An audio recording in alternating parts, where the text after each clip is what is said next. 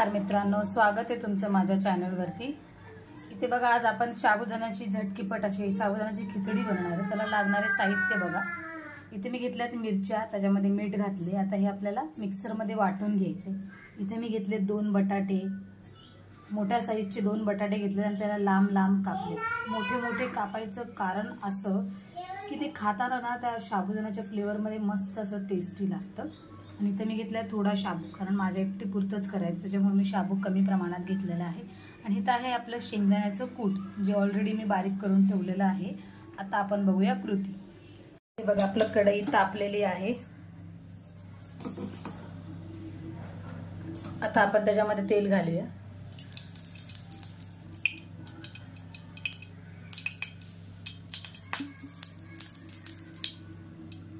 बघा, आपलं तेल मस्तपैकी तापलं। त्याच्यामध्ये आपण 1 चमचा मिरची घालूया।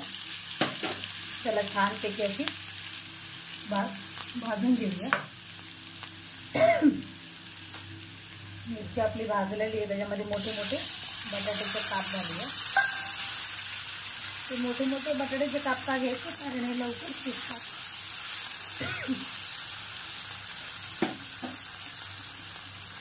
लवकर शिजतात आणि छान लवकर फ्राय होतात आणि खायलाही टेस्टी लागतात। मिरचीमध्ये मीठ ऑलरेडी घातलंय, त्याला आता आपण थोडं साबुदाण्यामध्ये वरून मीठ घालावं। हे बघा, हे बटाटे मस्त असे मीठ घातले। त्याला 5 मिनिटं आपल्याला फ्राय करून घ्यायचे। असे मोकळे मोकळे बटाटे कट केले ना, फ्राय पटकन होतात। तिखट तुम्हाला हवं तसं तुमच्या मर्जीने तुम्ही घालू शकता, पण मला साबुदाणा तिखटच आवडतं।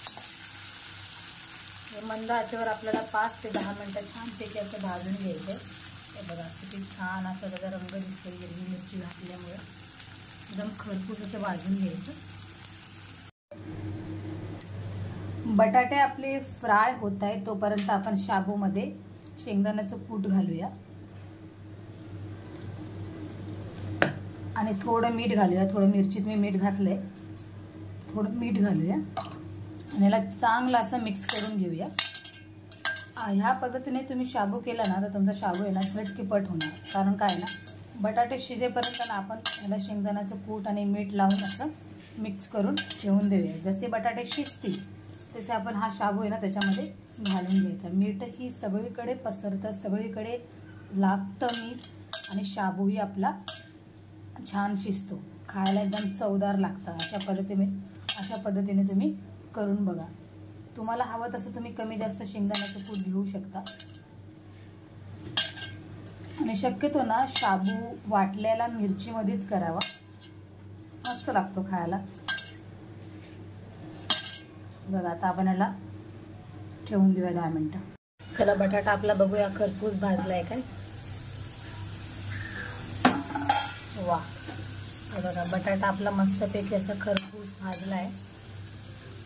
झाकण ठेवायचं 5 मिनिटात। बघा, एकदा बटाटा शिजला सुद्धा, फक्त 5 मिनिटांमध्ये झाकण ठेवून। असे पातळ पातळ कापले ना बटाटे, त्याचा हाच फायदा असतो। बघा, आता छानपैकी शिजला। आता आपण त्याच्यामध्ये शाबू घालूया। हा शाबू याच्यामध्ये शेंगदाण्याचं कूट, मीठ हे मिक्स करून मी 5 मिनिटं ठेवलं होतं, ते याच्यामध्ये घातलं आपण। आता आपण याला मिक्स करूया चांगलं, आणि ह्यालाही मिक्स करून आपण 5 मिनिटं शिजवणार आहोत, कारण मीठ वगैरे ऑलरेडी आपण घातलेलं आहे। चवीनुसार मीठ। असं या पद्धतीने केलं ना, तुमचा वेळही खूप वाचेल।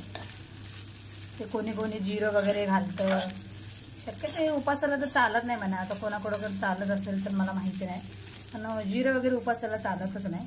अशा सोप्या पद्धतीने जेवढा तुम्ही शाबू कराल ना, तेवढा तो चविष्ट लागणार। आता आपण याला 5 मिनिटं शिजवून घेऊ, म्हणजे 5 मिनिटं आपण याला होऊन देऊया। 5 मिनिटं झालेले आहे। हे बघा, आपला शाबू